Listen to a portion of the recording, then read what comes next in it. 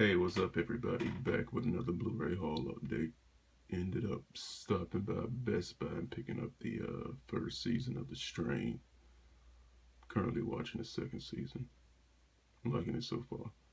I watched the first season. I liked the first season. So, so I was on sale for $14.99 at Best Buy. So I ended up using a $5 reward certificate. So that knocked it down to $9.99. So $10 for the first season.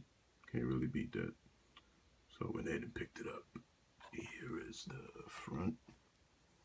I guess that must be new. They must have added exclusive look inside the mind of Guillermo del Toro.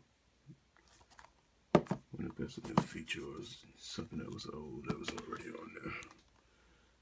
And special features in the beginning, a novel approach and Satrakian's lair. And there you have it, folks.